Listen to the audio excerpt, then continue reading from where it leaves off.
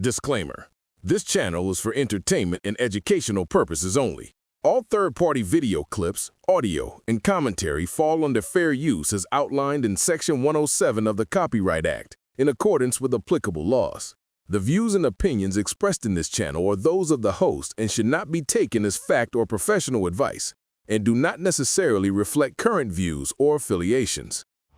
All right, drivers, so we're about to get into this right quick. Shout out to my man, Trucker D, for sending me this article, even though I was already up on it. I really wasn't going to mention anything about it or even talk about it, but I see where he came from in the conversation that we had behind the scenes. So imagine driving down I-85 on a Monday afternoon. You see brake lights ahead, then you see flames. You see a van engulfed in flames. Then you come to find out that it was kids trapped inside, smoke rolling across the highway. Of course, when you come up on it, it's not a scene from a movie. It is real life of what went on in Jackson County, Georgia, where a truck driver is now facing 8 counts of homicide charges after a crash that wiped out an entire family. Let's talk about it. You want answers? I think I'm entitled. You want answers? I want the truth! You can't handle the truth. Our story begins with a Dodge van traveling north on I-85, northeast of Atlanta. Behind it, of course, is a semi-truck. Investigators say that it was following extremely too close. The driver, 33-year-old Kane Hammock from Gainesville, reportedly struck the van hard enough to trigger a chain reaction that included 4 other vehicles. The van that he crashed into busted into flames. 7 people died on site. Amongst the victims are Kenia Ramirez, Darwin Ventura, their child Kale, Kenia's mother Sonia Maribel Ramirez, and 4 of her younger children, Justin, Andy, Natalie, and Evan. And they was all between the ages of 2 and 16 years old. And one of the passengers was even pregnant. The driver was arrested. He was charged with 8 counts of second-degree vehicular homicide, distracted driving, following too close, and operating without a valid plate. The NTSB is now working with the Georgia State Patrol to investigate.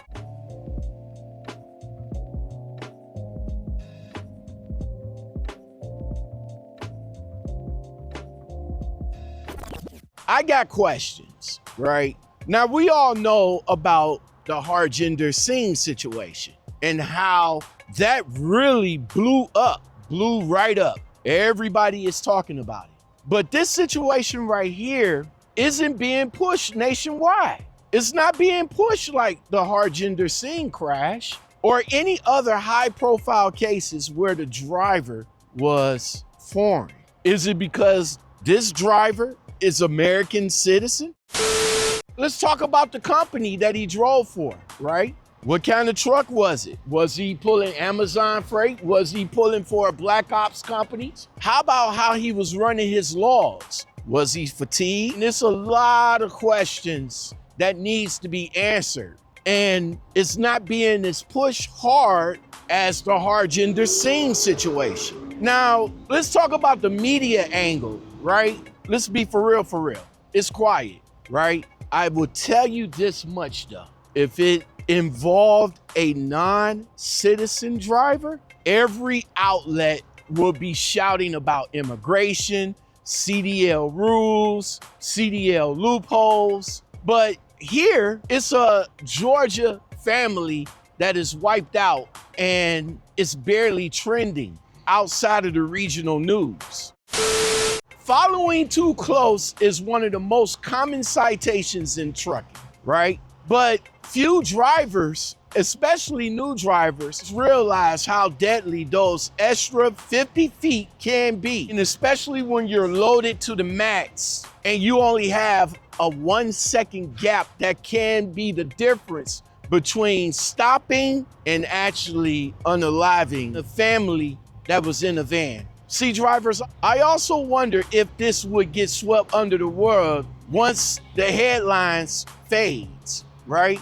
Does the company get a fine, maybe short-term suspension, and move on? Actually dig into the training, dispatch pressure, or fatigue that this driver had.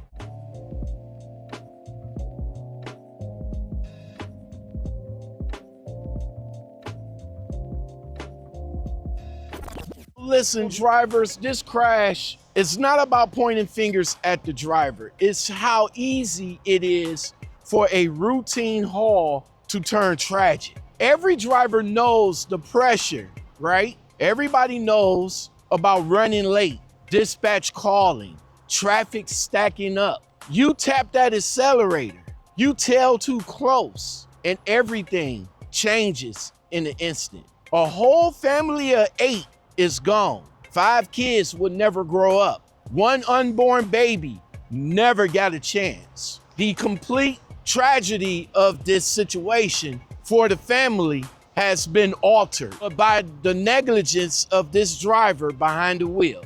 We talk about trucking safety all the time, but unless stories like this stay visible, and again, shout out to my guy, Trucker D, for bringing this to my attention, because he's right.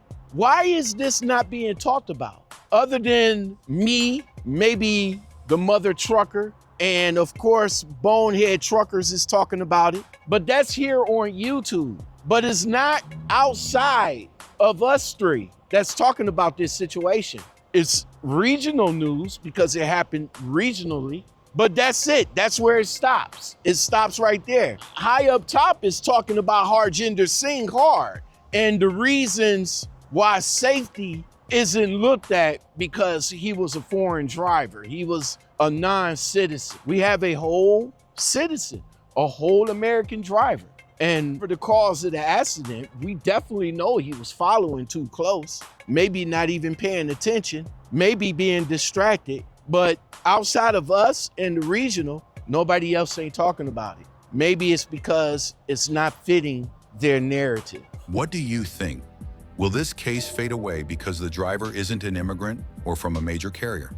Should the company be held accountable too? Drop your thoughts in the comments. Hit that like, comment, share, and subscribe. It really helps the channel grow.